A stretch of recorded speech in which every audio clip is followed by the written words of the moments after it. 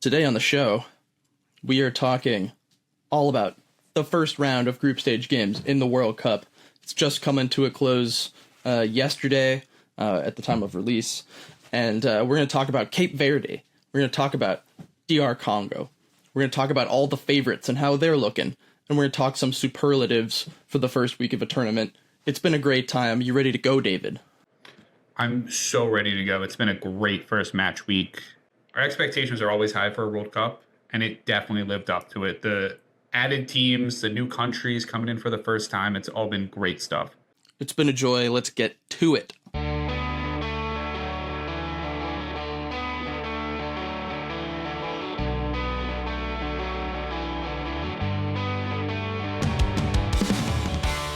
Live from San Jose, California, and Brooklyn, New York, it is the Any Given Thursday podcast, World Cup edition. Welcome. We've done our previews. This is our first, and we did a little bit of a bonus pod yesterday if you want to check that out. But mostly about the USA, a little bit about Tunisia and the Dutch as well. But we're going to get into the meat and potatoes. We're going to get to the body of the tournament, talk about the footy, see what's going on. How are you doing, David? Are you enjoying the World Cup atmosphere in the great city of San Jose, California? It's been, honestly, this is probably one of the quietest times I've ever seen San Jose itself. Everybody's, all the events are up in San Francisco, so everybody's trekking up there and then coming back down for the actual World Cup games. But the city itself has been shockingly quiet during it, although I am planning to head to the Fan Fest to San Pedro Square later tonight for the two late games, so we'll see how that goes. I haven't been there yet. That is the one condition we should mention. We are recording this before Ghana, Panama, and before Uzbekistan, Colombia, the latter of which I'm quite excited about, actually. But that's okay. We will survive. We'll check back in on TikTok if we have to. I went to the Brooklyn Bridge Fan Fest the other day for the first time and thought it was actually pretty well organized by Adidas, I hate to say. I had a pretty decent time, good collection of fans. The Scottish people made the most noise. I met a nice Colombian man who didn't speak English, and I don't really speak Spanish, so that was an interesting and brief conversation. He just wanted to talk to me because I was in my Dutch jersey. And he was like, Países Bajos? And I was like, yeah, but I'm not from there. And he's like, I don't speak English. And I was like, oh. And then we just kind of sat there for a minute, and I was like, I could Dutch? Try to. I mean, it's sad. It's like I could try to embarrass myself here, and I did explain to him that I was not actually Dutch and from Chicago, but family ties. And that was the end of that conversation. I thought about asking him what part of Colombia I was from, and I was like, it's just not worth it. Get your ass back on Duolingo. They could please advertise for us. You wearing the Dutch kit. What are you wearing right now? Which one is that? It's just a random Guinness shirt. Okay. Just has Guinness on it. That's all there. There's nothing else interesting about it. Yeah. Should have popped the Kiwi one on. I had it on Monday night when they were playing Iran, which we'll briefly touch on.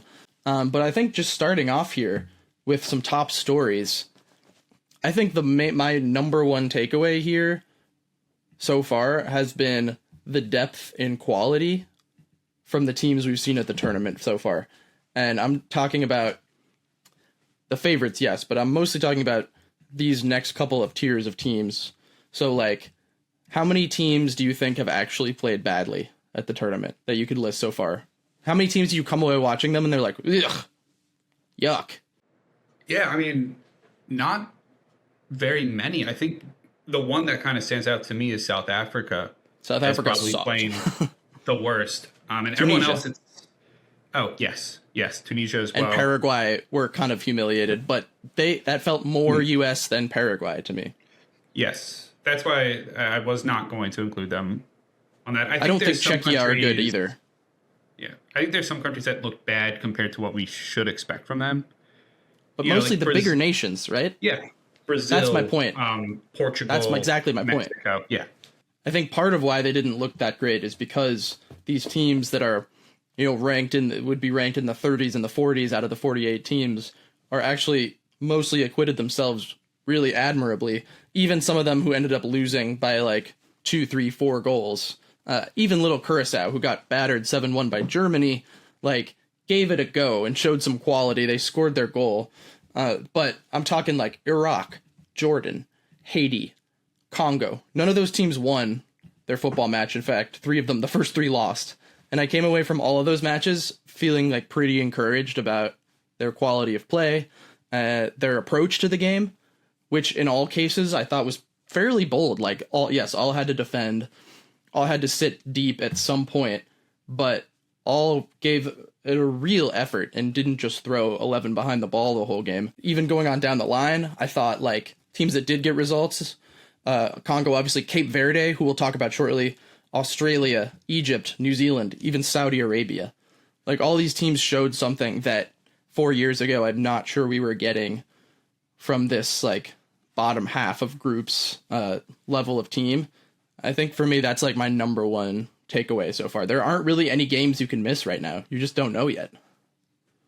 Yeah, and I know we'll probably talk about this a little bit later, and it's been something that everybody's been talking about, right? The expanded World Cup and 48 teams. And I think I'm still against it in that I think 48 is just a bad number.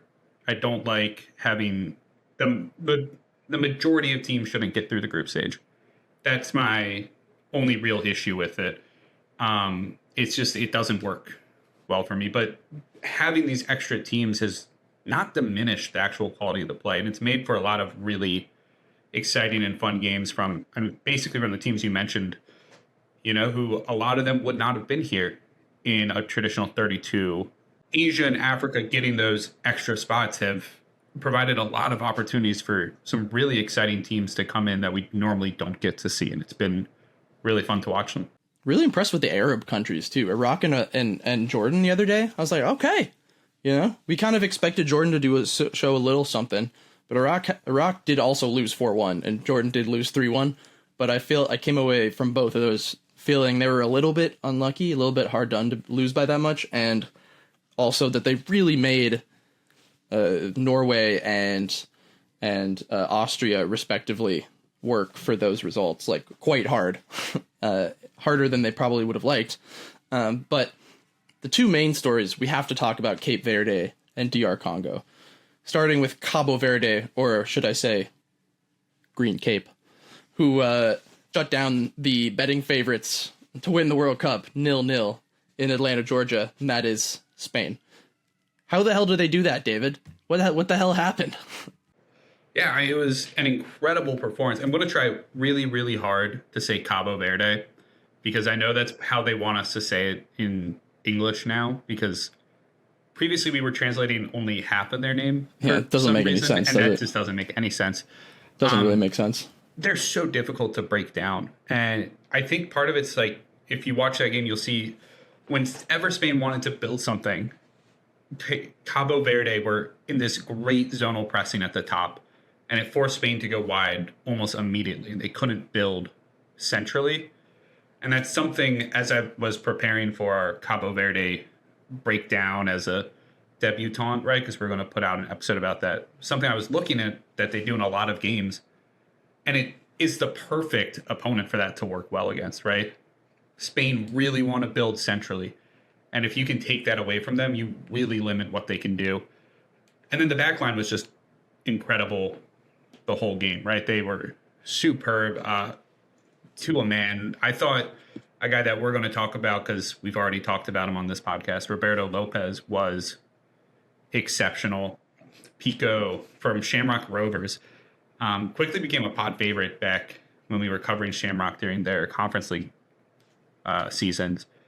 But also goalkeeper Vozinha, he's been, I guess, a social media superstar now. You could probably call him. Yeah, so I have the stats on this. He came into the game with fewer than 50,000 followers on Instagram. He currently has 12.7 million at the time of recording. So he's gained saw somewhere that he has more Instagram followers now than anybody in the NBA, which is like the second most popular sport in the world. More than LeBron? Yeah. No way, dude. He gained 12 million followers in the last 48 hours on Instagram. Yeah, that's insane. Incredible. I mean, yeah, they were so resolute, and to defend that deep against that team and never make a mistake is like in the way that you're defending space. And that's a little bit of hyperbole, because Vozinha, of course, had to come up with a couple of huge saves, which is why he was the man of the match. but nothing like so glaring that it couldn't have been settled up by him on the back end. And not only that, but they had very few chances, of course, but they had a couple moments where they gave Spain a scare at the end too. Like, they looked like they could have kept going another 90 minutes. And to have that kind of discipline and mental focus is all the credit to Bubista, my favorite coaching name in the world. But also a reminder that Cape Verde, I think they kind of got lumped into the Curaçao's in terms of quality. And that just isn't the case. They're a better team than Curaçao. They qualified in AFCON. It's just, rather than CONCACAF without the 3 best teams at CONCACAF. Like, it's just a totally different thing. I think they proved why. When African teams come through, even at the very bottom of their qualifiers, because the country is so deep in terms of quality, like, you're getting at least a solid team coming into the World Cup. Compare that to maybe like Asia and North America, where there's more of an established, like, these are the 3-4 best countries. More of an established hierarchy. Africa tends to be a little more dispersed talent-wise, so you at least know if a team qualifies for the World Cup that they're going to be solid, and Cabo Verde proved that. Well, this made for an interesting cycle in AFCON because, like, there is usually more of a hierarchy. There's, like, of course, there's, like, the North African teams there, and now, like, Morocco and Senegal, and then the sort of Algeria, Egypts of the world, the Ghanas of the world. But we're used to seeing, we don't have Nigeria or Cameroon at the World Cup, and they're very common mainstays. Ivory Coast is back, which is lovely, but we're used to this sort of this pool of African nations, and now we have this sort of different group. South Africa's back for the first time in a minute, and then, of course, Cabo Verde and DR Congo playing their first World Cup in 50 years, essentially, and the first under the name of independent nation of DR Congo, the first in light blue, which I wasn't so sure about the jerseys just looking at pictures, but watching them on the field, I felt the vibes of those swirly, linear sort of things that cutting through the whatever they're calling that in the BS, like kit descriptions that the manufacturers put out, where it's like, it's a pattern inspired by the spirit of Argentina, and you're like, what does that mean? It doesn't mean anything. What spirit? Like, what specifically? Say one thing. Say one word. But Congo today, we're recording Wednesday the 17th, 1-1 draw against Portugal, which the first 7 minutes looked really scary for them. Portugal immediately was trying to step on their throat, scored very quickly, and then had like 3 shots the rest of the game until like the 85th minute.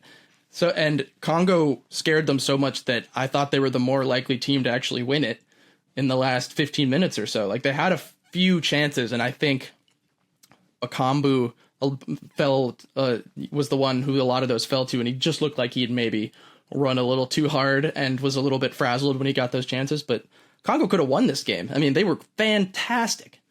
Yeah, they were. And it was a really all-around performance. I thought the backline of Bemba, Wan-Bissaka, Tuanzebe. Wan-Bissaka was so good. He was so good. This is going to be a hyperbole, because there definitely are better one-on-one defenders in the world than Wan-Bissaka.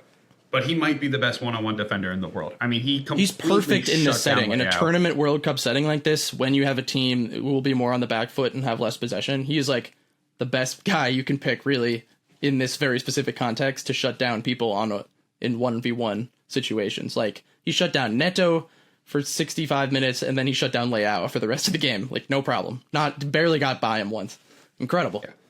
And that's what Leao does. He beats people one-on-one. And to be able to take that out of his game really limited what Portugal had the ability to do.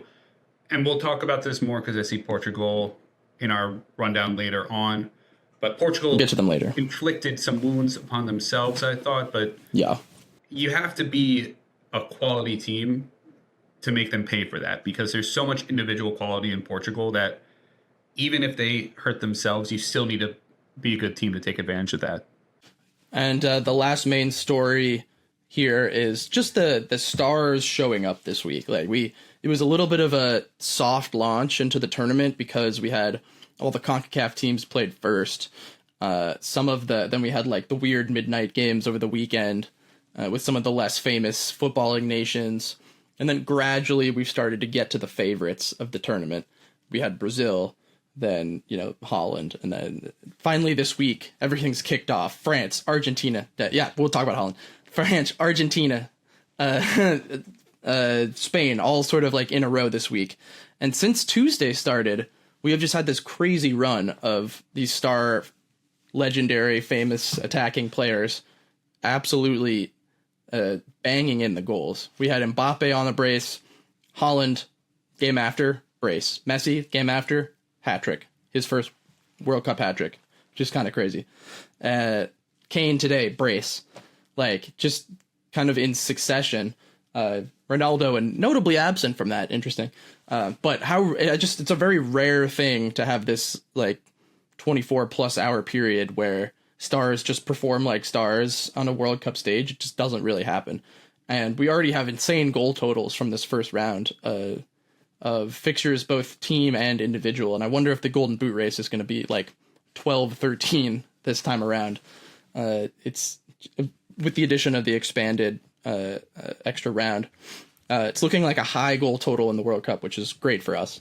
Let's transition to the favorites now, the second section of the show.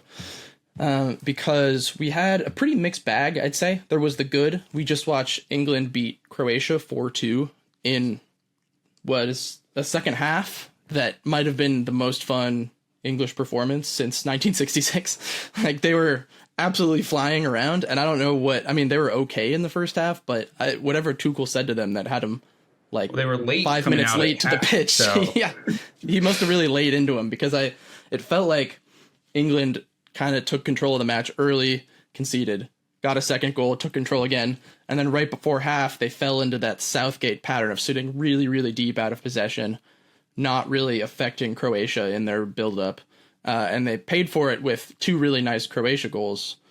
The second half, they didn't really let Croatia get into anything. They were fervent, they were pressing.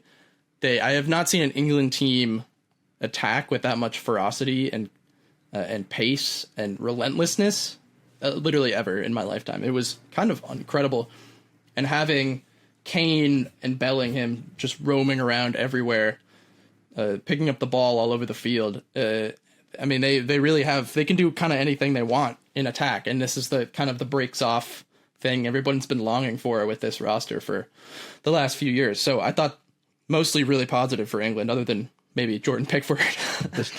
He is going to hurt one of his teammates. He can't catch a ball, and he's just an absolute maniac.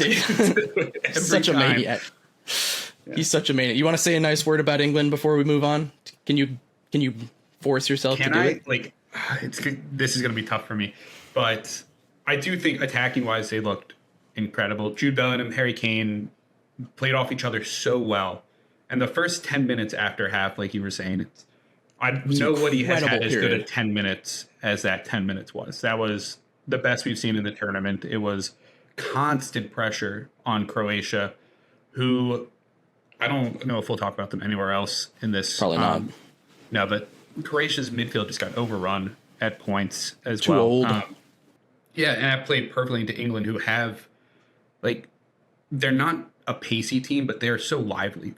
They're all quick, and they all can just keep running. Right, so even though maybe not as many guys just straight end speed outside of Saka is obviously very fast, and Madueke on that right wing as well, but not as many guys who you think, okay, they're going to beat me over the whole pitch, but they'll beat you over 5 meters, and that I think really showed itself in how they overran the Croatian midfield. Yeah, they're just full of guys that can tuck into midfield positions too and help build up. Like, now that they have Nico Riley on the left who can invert, they have Reece James, who's been inverting on the England team for years. Then they, you go over to the Anthony Gordon, who can push wide or tuck in and run. Saka, once he's healthy, I assume will be running in behind on through balls from Kane and Bellingham, and then Bellingham crashing the box makes it easier for Kane to drop in all over the field in his messy way that he does without, I don't mean Messi with a Y, I mean Messi with an I. That's right, I'm comparing them. Mark it down. Interesting comparison.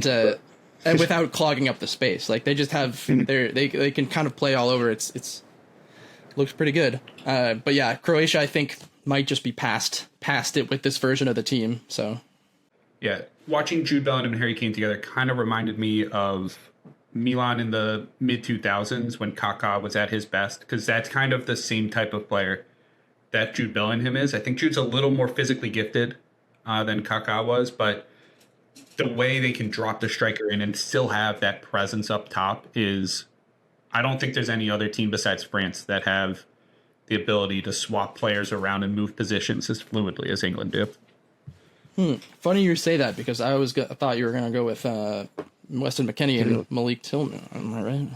I mean, okay, America looked pretty good doing that too. All right. More on that in a minute. More on that in a minute. Let's talk about France very briefly. France and Senegal played what I think was maybe the worst half of the tournament so far. The first half of that game was disgusting. And I was at the Brooklyn Fan Fest for that one specifically. And the energy was amazing at kickoff and gone by halftime. Like, nobody was saying a word to each other. They were bored into stunned silence. And it wasn't Senegal's fault. Senegal should have been up at half and only weren't because they didn't have their shooting boots on. I guess that's a problem when Nico Jackson is up top for you. But, yeah, I thought, and then the second half, France was like, oh yeah, right, we're awesome. And just scored a bunch of crazy goals. Like, I mean, that's France, right? But it didn't really make me feel that great about the team, like, in this immediate moment as a whole, because I was sort of shocked and appalled by how basically everybody looked on their team in the first half. But I think you can probably chalk some of that up to first game, not jitters, but just not quite with it. You know, they weren't awake, and then they woke up. Yeah, simple as that. Yeah, I think attacking wise, probably took them just a little bit also to figure out how they want to play together. Elise, Mbappe, Dembele, like, there's so much talent in that front group that there's three guys that you want to have the ball at their feet, and I think it took them a little bit to figure out how do we get each other into the right positions to succeed against Senegal, and they figured it out. I'm a little more concerned about the back line. Theo Hernandez obviously likes to get forward, but he doesn't have the support that you want on that wing, right? Rabiot was mostly the guy on the left, and he did not do an adequate job providing any coverage when Theo did bomb forward. William Saliba he doesn't want to move off of his central spot. And I don't blame him, because he's one of the best in the world as a central defender, but he's not going to pick up the space left by Hernandez. So I think they kind of need to figure out how to maybe adjust the midfield to allow Theo to get forward, or if you just want to say, okay, Theo, we know that's what you do best. We're not going to do that. Like, we're going to have you play a more traditional left back role. I didn't think Dembele really worked in the. I don't think Dembele worked in the starting lineup that well, which is, I mean, like, he ended up being superfluous to the Mbappe-Elise relationship, which you could kind of see developing throughout the 90 minutes, and looks really like maybe the most frightening thing in the whole tournament right now is those two playing off of each other, because they're so goddamn electric. And then you bring off, like, they only made two subs, and it was Cherki and Barcola, and Barcola looked awesome right away. And they haven't even pulled, like, the Zaire Emery lever. But yeah, you're right about the back line. The midfield, I don't know if that was, like, I don't know about the whole Rabiot Dembele thing. Well, time will tell. They have time to work it out, fortunately. I thought Senegal were unlucky to lose. 3-1 was a bit harsh on them, but they have to score. They have to score their chances. He's a pretty versatile player. I think he can figure out a way to make himself useful in this attack. He's just might take a couple games to figure out what that role is. We shall see. Very briefly on Germany. They were excellent, but respectfully, until we see them play better competition, I don't really think we can take that much from them. Brazil, on the struggle side of things, kind of looked like shit. For much of that game, they had periods where they looked better, but they are playing a very good Morocco team who knows themselves very, very well. So it's not a shameful thing to draw that Morocco team in the first game of the World Cup when there's a lot of kinks to work out and stuff. What I would be concerned about is the stuff that isn't really fixable, which is the personnel in the midfield specifically. Like, Paqueta was awful. He was so bad. He, like, could not complete a pass in the first half. And then Casemiro was so bad he got hooked at halftime for Fabinho. And then Paqueta 15 minutes later. I just don't know what you do with the midfield when you're getting overrun by an 18-year-old in his World Cup debut to the extent that everybody's tweeting about Buadi after the fact. Like, that was the main takeaway from the game. And really the only reason they drew is because Morocco kind of went to sleep in one instance when Vinny had the ball, and Vinny made a lovely little individual goal out of it. And he and Rafinha were trying their damnedest, especially on that left side. But they just have a huge imbalance in the team, I think, in the midfield and also the right side. Like, Rafinha wants to drift middle. They don't have great fullback options to provide that quality and width when they do push wide. And they just didn't have anything happening on that right side. And I don't know how you fix these problems with the team that they have. Yeah, the scary thing for me is that it's the issues that we identified before the tournament, which is what you should be looking to address in the build-up, right? When we look at what the little things that England did poorly or that France did poorly or Germany, it's not things that we were kind of anticipating. So it's things that feel more fixable. And they're correctable, yeah, right. Yeah. With Brazil, it's the midfield that we were just like, this. It's not a high-quality midfield. They don't complement each other. They don't have the pace to cover everything with a midfield double pivot of Casemiro and Gomardes. And I think you got to play Ederson. I think he's the only one in that midfield that has a semblance of stamina and a semblance of pace. And I think you just have to put him in there. Even if Ancelotti, who doesn't seem to like him or like his profile, I just think if you want to get the best out of Paqueta or Gomardes, you need somebody out there who can cover a little more ground. Casemiro looked old. And I feel like there's like 5 times in the last couple of years since he moved into United that we've tried to retire him as a culture, and then he bounces back. So I'm hesitant to be like, well, he just can't hack it there in that position anymore. He might have just had a bad game, but when you leave him, we saw the dark years in United recently, when you leave him exposed as a single pivot, like, he doesn't have the legs to cover in the same way he did in his prime Madrid years. And if Paqueta can't complete a pass to like build out of press, then you're just putting Casemiro up against it over and over and over again. And yeah, I mean, there's no way Paqueta's that bad again, but it was a real frightening. Speaking of Spain, I think if Yamal starts that game, they probably score at some point. They were being cautious with his injury, brought him on in like the 70th minute or something around there. And he just like immediately caused different problems because in kind of the similar way with Portugal, if we tie the Iberico brothers together here for a second, it's too much same sometimes when you come up against a really good low defensive block. This is a problem Spain have had in the, pre and post prime tiki-taka, is being a little too patient and having too many guys that want to be sort of facilitator and not enough guys making the runs in behind and like, doing things a little more directly that can open up a block like that. And that was what made the Euros Spain team so special, is with Nico and Yamal both being like crazy pace on the wing, adding that vertical element to the team just sort of unlocked something. And we just didn't see it because neither of those players really played. So things to work on. I didn't think Ferran Torres was good at all. He missed like the 3 biggest chances of the game, including one that was essentially a tap in and he hit the crossbar somehow. So for me, that was like, Spain lost their first game of the tournament in 2010 to Switzerland on one of the silliest goals you'll ever see in the World Cup. So like, Spain, not really worried about. No, I'm with you on that. I'm not too concerned about it. You kind of hit the nail on the head right there. Without Lamine Yamal for the first 80 minutes of this game, he's their best player. They're without their second best attacking option, Nico Williams, for this game as well. I mean, I think there's excuses to be had around Spain. They needed to play better, and they did struggle in this one, but I think it's one that you can, as long as you get out of the group, this game will be forgotten about by the time we get to the knockout stages. They need to win, but it's important to win the group this time around because of it really eases your path to going deep in the tournament until you play another big boy. Oyarzabal, a lot of people were making fun of him for not touching the ball for 30 minutes. I felt like that was more the rest of the team's fault than his, frankly. Yeah, He could have come back to the midfield just to get a touch, but what does that do? I think it's not that important for a striker. They already had 12 guys in the midfield. They didn't need another one. Yes.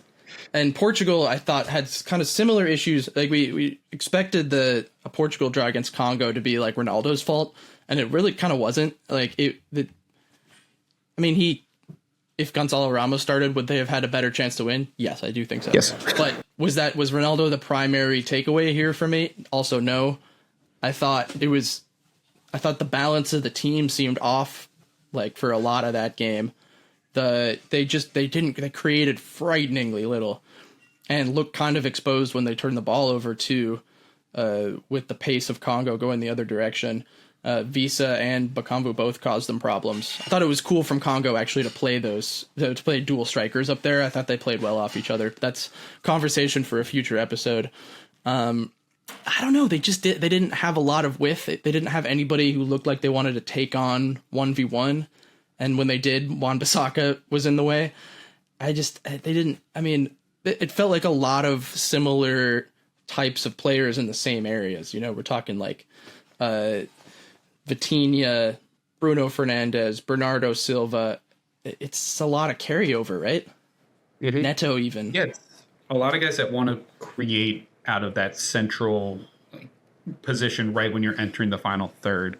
And even Ronaldo is not a traditional number 9. He's a converted left winger. I keep hearing stories that he's been working relentlessly on his presence in the box as a true number 9. Yeah. That's what I've been hearing. He still has a very strong presence in the box, right? But he doesn't make the runs the way a traditional number 9 does.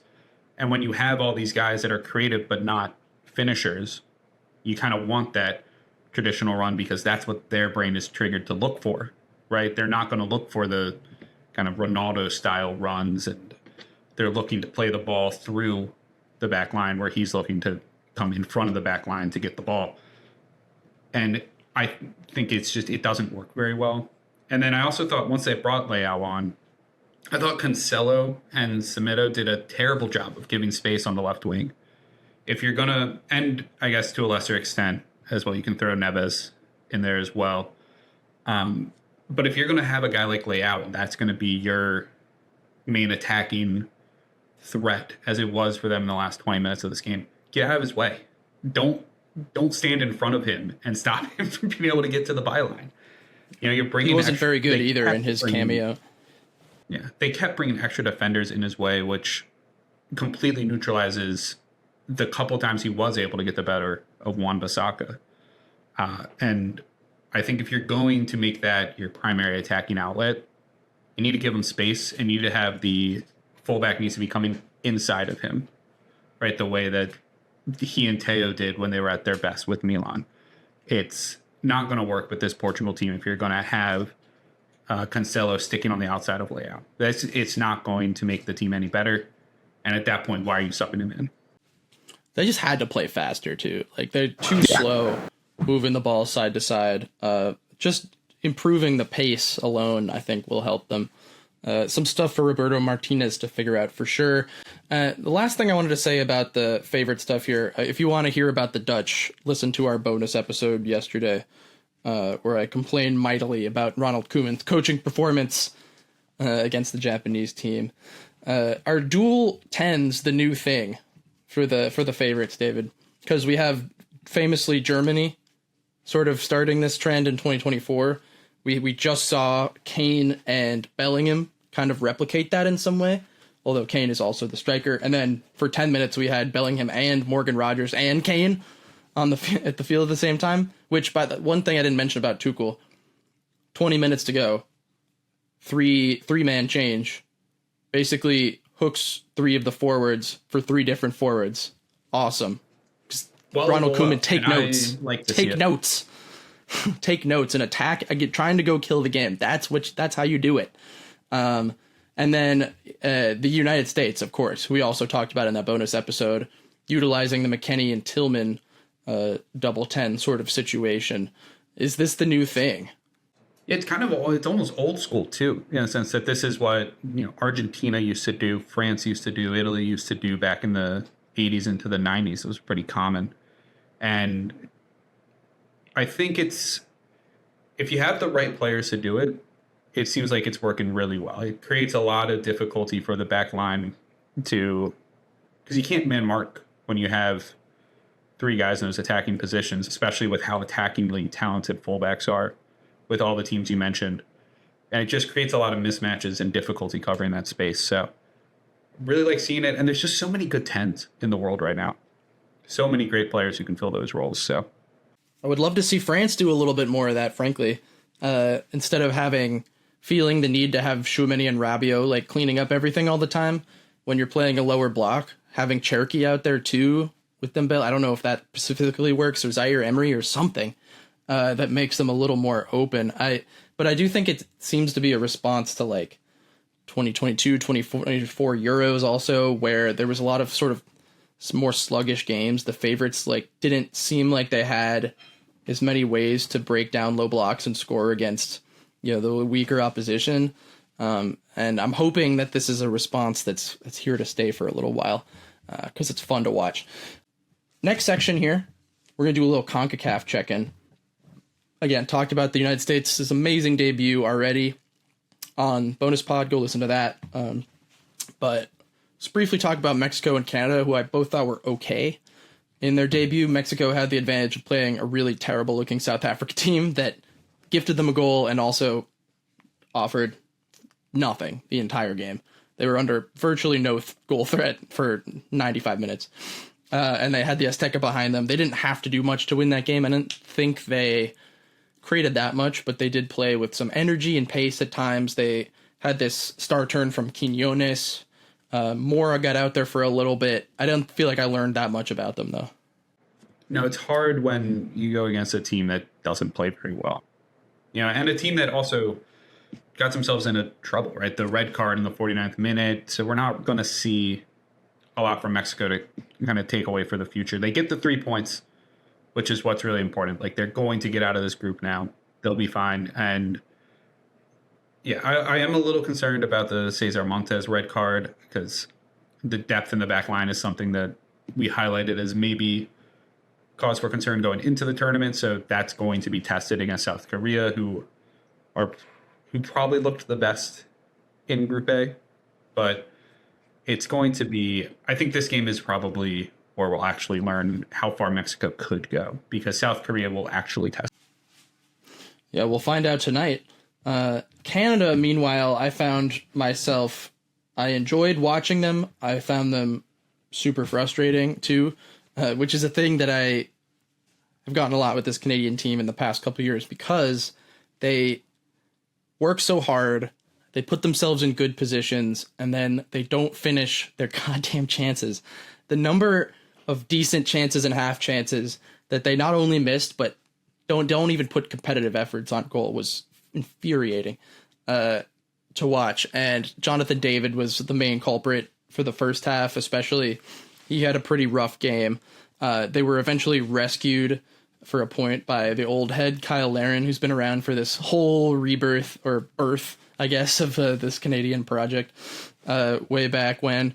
So I don't know. I felt the limitations of the team a lot, but they also have quality and like are capable of playing exciting stuff sometimes. So I do think they're like will hope to get out of I think they'll get out of the group, but hoping they'll get out of the group in a way where they can win one knockout round, but it's going to be matchup dependent, because I don't really feel like they can beat one of the better teams in the tournament in an upset at this point. I can't help but think how good this team could have been if the World Cup was 2 years ago. Even Tajan Buchanan was looking great back then. Jonathan David was coming off a great year. They have a major injury crisis right now. To be fair to them, they're really suffering right now with Davies not being able to get fit. Bombito now couldn't get back in time, even though it looked like he was going to. They're kind of up against it, to be fair.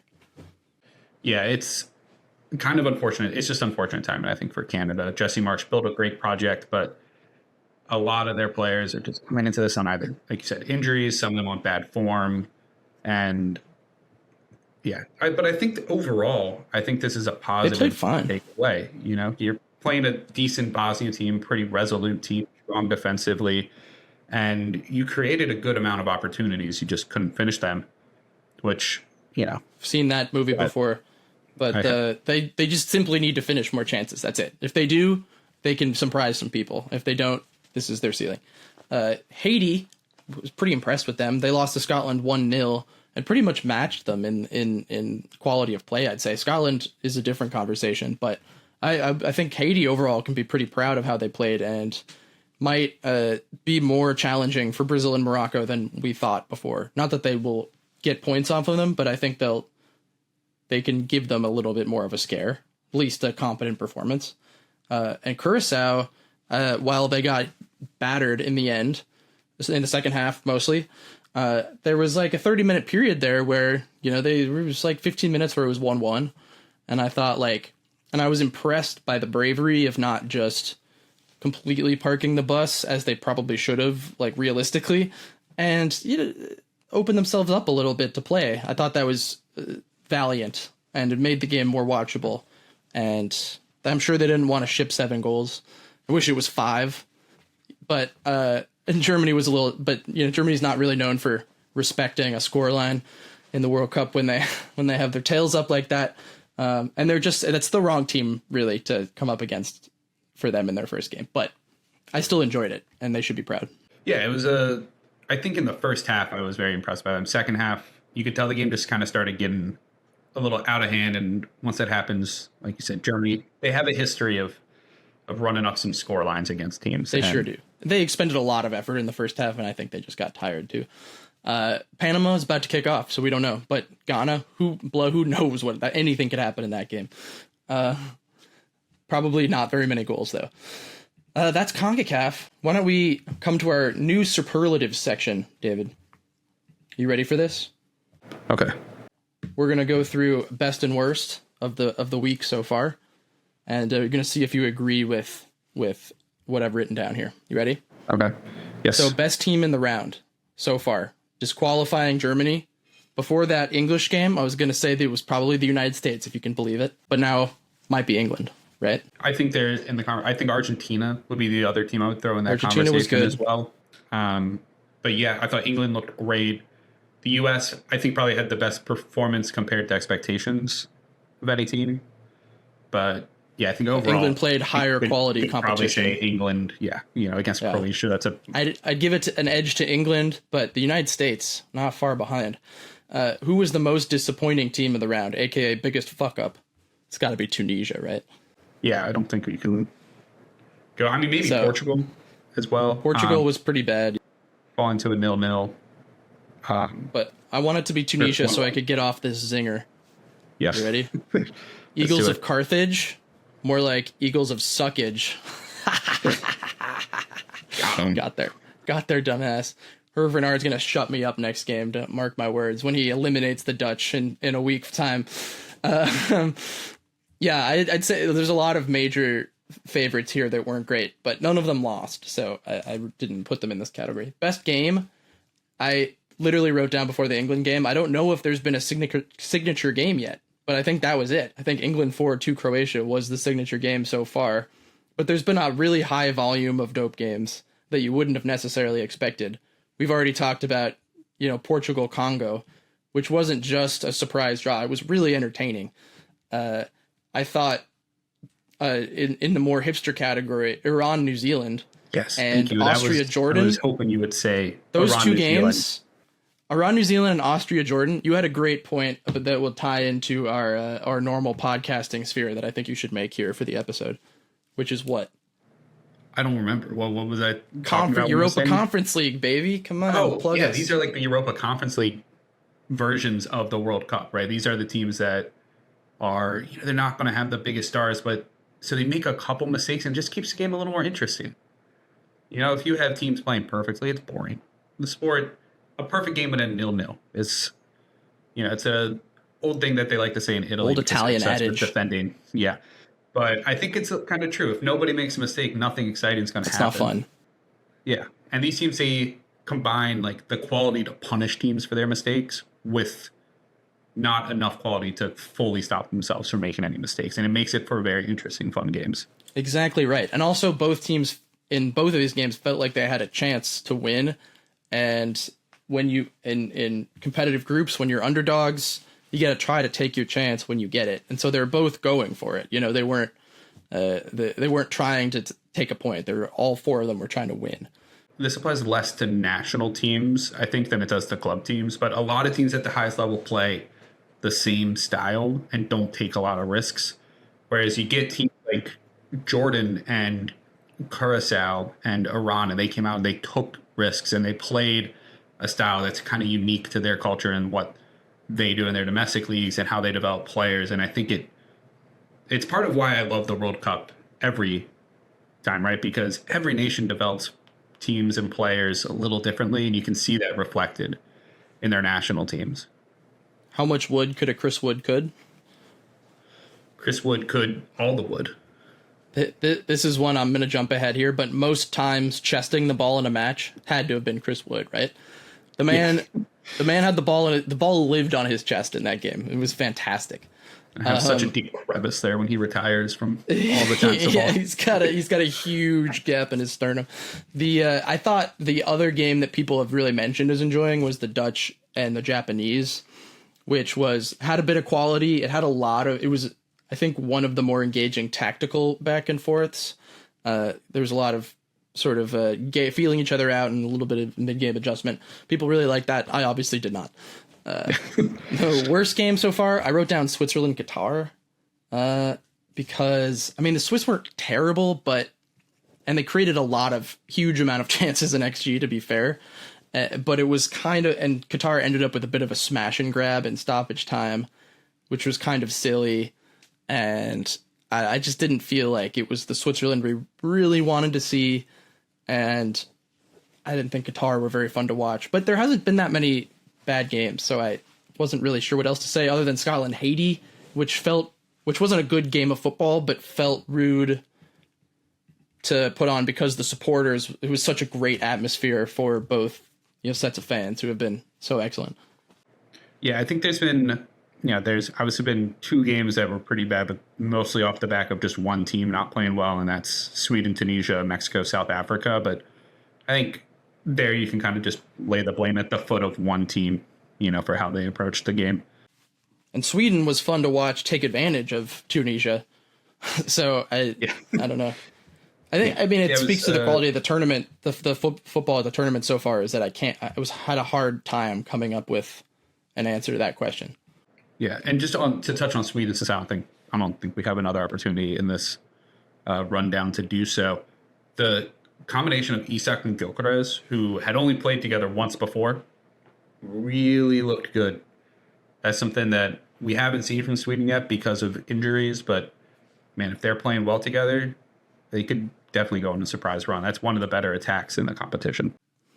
Yeah, we'll have to see them play a team first before we make those judgments. When they do that to the Dutch on Saturday, I will acquiesce. So best goal. Also had a hard time with this because there's been a lot of really good goals and not, in my mind, one signature one that stands out. I'm thinking Ayari's second for Sweden. Their last goal game was really spectacular. Reyna's cameo performance, Trivella, was quite special. Pick any one of the first or third of Messi's goals for his hat trick. You feel like Zidane can maybe do better on the first one, so I didn't think that was obvious.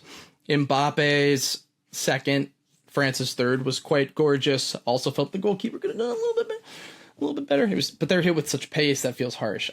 Is there been a signature goal? A lot of the goals in England, Croatia were really good. Jude Bellingham's goal was excellent. Reyna's stands out to me a little bit. Because it was a host and it was host country. Yeah, and it's a player that the way Pochettino host reacted. Country has been waiting to kind of take the next step for the last 4 years at this point, right? Yeah. So I think that kind of adds to the spectacle of the goal, and that it's a player you keep wanting to see score these type of goals, and he finally does. Worst goal, either Tunisia's poor captain slipping and falling on his face, or the Iraqi goalkeeper against Holland, just letting the ball run, letting Holland just bear down on him and then tapping it off of him into his own net. Those were pretty bad. Best player performance, it's got to be Messi or Kane, right? I don't think there's that much conversation here. Messi had a hat trick and totally bossed the game. Kane scored twice, picked up the ball in every area, and then saved a goal at the end. So how do you choose between those two? I don't know. Yeah, both accounted for 3 goals, one way or the other. Yeah, right. But I did see, speaking of Messi's performance, you see the clip that's been going around of, I think it's a BBC commentator after the 2018 World Cup, waxing lyrically about Messi and how this is going to be his last World Cup, and once again kind of ending in failure. And to see him 8 years later, he's still this good is insane. It's insane. He was unbelievable. And the other thing I love about the World Cup is because of the passion these players have when playing for their nation in this situation. Like both Messi and Kane, watching them like defend their own box with the fire of 1,000 suns. Like I watched Messi get isolated on the end line 1v1 with an Algerian attacker the other day, and he successfully defended him one-on-one and knocked it out for a corner. I was like, I've never seen Messi do that in his entire career. It was amazing. It was the best thing I saw. Even Leao tracked all the way back and defended a header in his own box. Never seen him do that before. Kane I shouldn't put in that category because Kane is always tracking back, and he's in his box because he's big, defending set pieces and stuff. But you see that with a lot of these star attacking players. Well, Mbappe, I don't know. He put in some pressing. Yeah, you know, they just work so much harder in the world according to advanced stats. So he actually did it this time. They work so much harder in international games like this. It's just fun to see. I put on some other performances I thought we should mention here, though. Obviously, Buadi, who, by the way, we talked about first in our preview podcast before everybody was into him. We talked about him first. He absolutely humiliated Brazil's much more famous and established midfielders as an 18-year-old in his debut at a World Cup. It was pretty amazing. He's definitely going to be sold for huge amounts of money now. Wan-Bissaka, I thought, was Congo's most important player, even though Wissa and Bakambu will get all the plaudits probably for the attacking end. Just for New Zealand, who scored a brace out of nowhere, the Motherwell player. Ayari, obviously, for Sweden. Most of the United States team, Balogun is the one that scored the goals for the most part, but I thought I didn't feel like separating any of those. I think because they were all so good. Kind of stood out to me in that. Tillman was great. I think we kind of knew Balogun, Pulisic, McKinney played A+ games by their standards, but Tillman really stepped himself up, I thought, from what we'd seen from him in the past for the U.S. So. And put himself in the consciousness of the nation in a way he wasn't before. Vozinha, of course, and Patrick Beach, the two goalies. Vozinha made 7 saves against Spain. Patrick Beach for the Aussies made 8 against Turkey. Shocked the Turkians. Pretty sure that's wrong, but I think it's Turkey. The Turkeys. Inbyom Wang for Korea. He scored from the midfield and totally bossed the game. Like he was everywhere. If you look at his touch map, I think he had the most touches in opponent's box in that game. I think he created the most chances. He was really good. We haven't talked about Korea, but I thought they looked quite interesting against Czechia. You may have been more right than me about the Korean team. And the videos have been coming out of how they train in their off weeks, them like smashing into shit. Like, good Lord, man. Don't hurt yourselves. It's crazy stuff. Yeah. Only the Koreans and Japanese would do crazy shit like that in recovery. My God.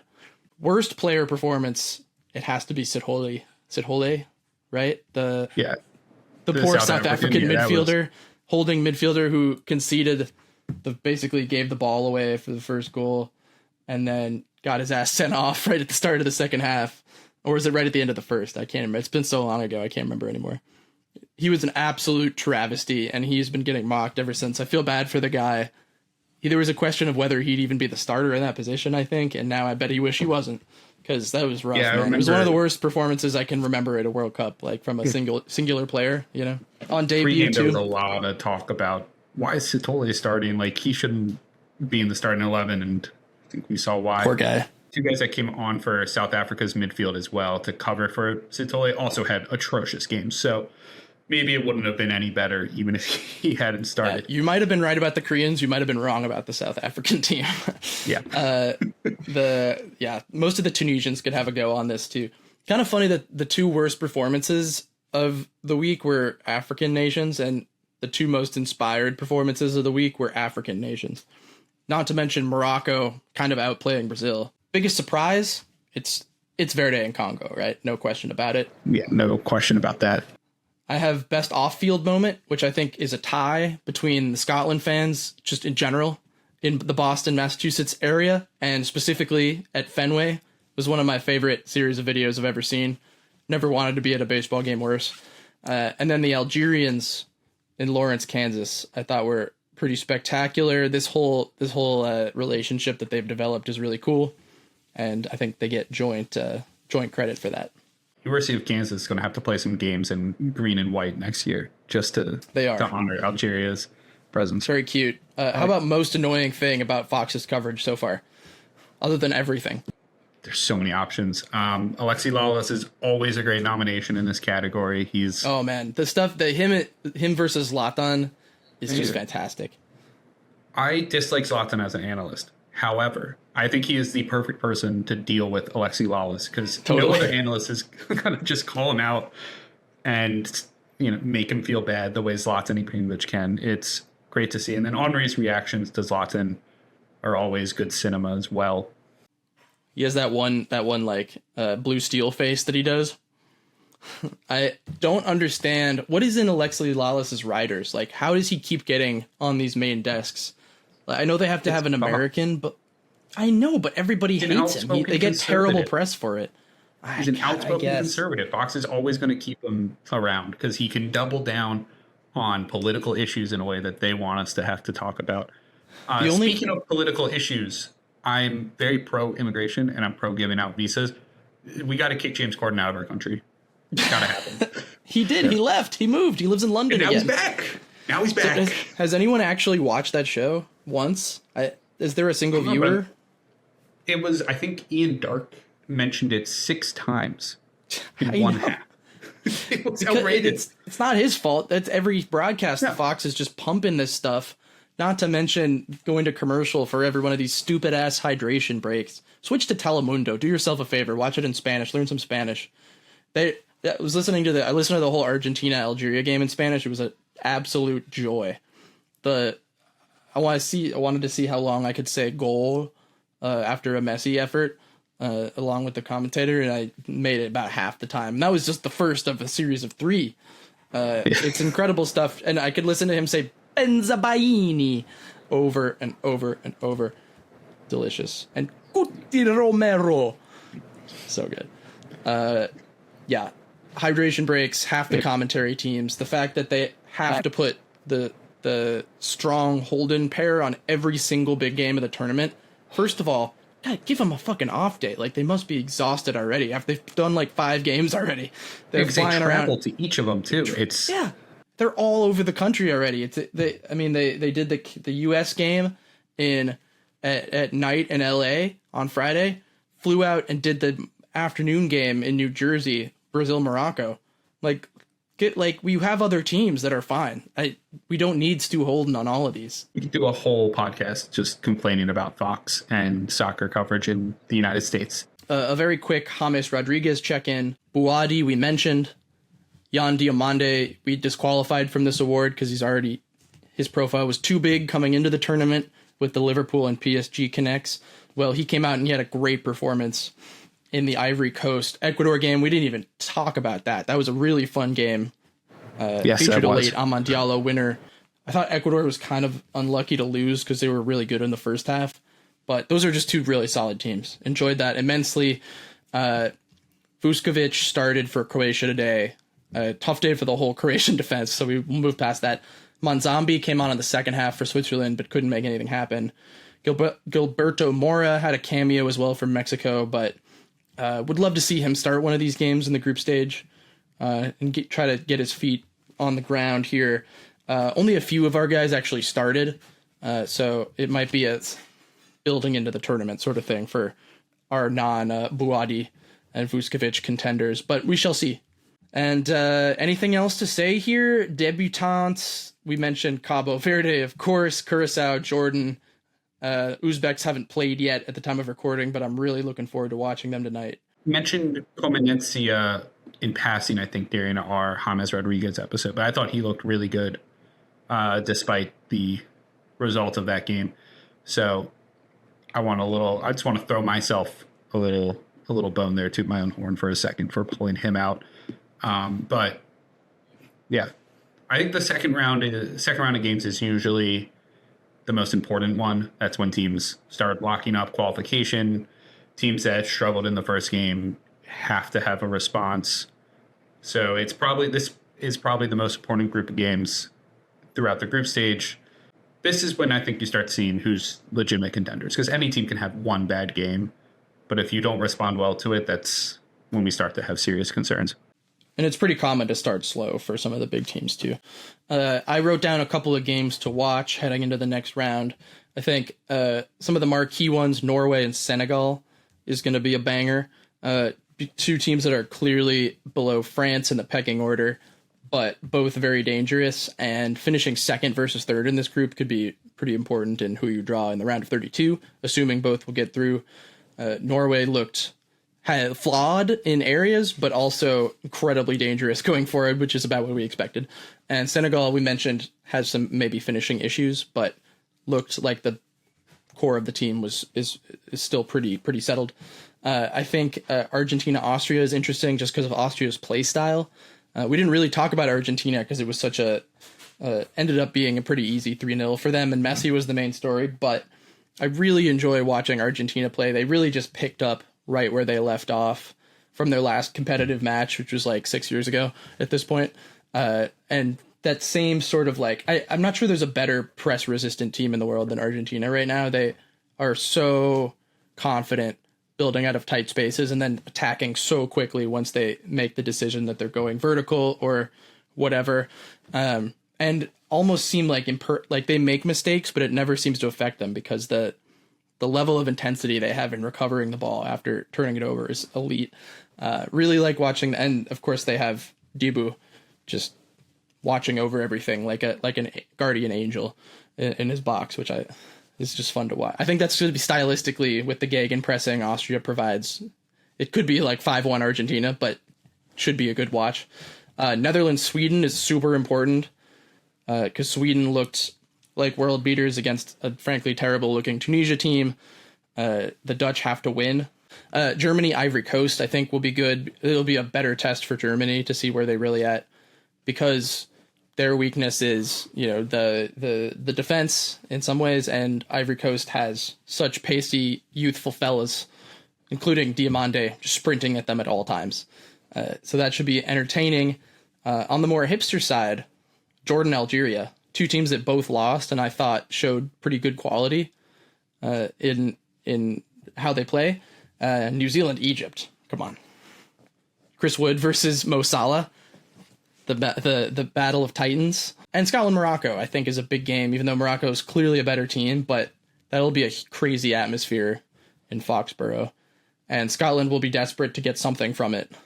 Yeah, I think Scotland, at least in a player pool wise, they are good enough to beat teams as good as Morocco, and you have to play well if you're going to beat them. So I think it's a good test for Morocco. Those are my picks for the games to watch in the next round. About wrap things up, unless you have anything else you want to add. I think we got to wrap this one up. I mean, who do we have a cheers to this week? Oh, we got a double cheers, David. We got a double cheers to Bubista of Cabo Verde. Been in the program there for forever. And then Congo's, really France's, Sebastien Desabre. I suck at French. He's been the Congo manager since March of 23. So over 3 years, he's helped build this program. They had to beat Nigeria in an AFCON playoff, which they got through in penalties. They had to beat Jamaica on an intercontinental playoff just to get here. And people weren't really sure. They have a pretty good team, to be fair. Like, you look at the players they put out there, they're not scrubs. They all play in good leagues for good clubs. But the performance they put in against Portugal was really special. So I think we have to do a double cheers for Bubista and Sebastien. I'm down for that. Cheers, Bubista. Cheers, Sebastien.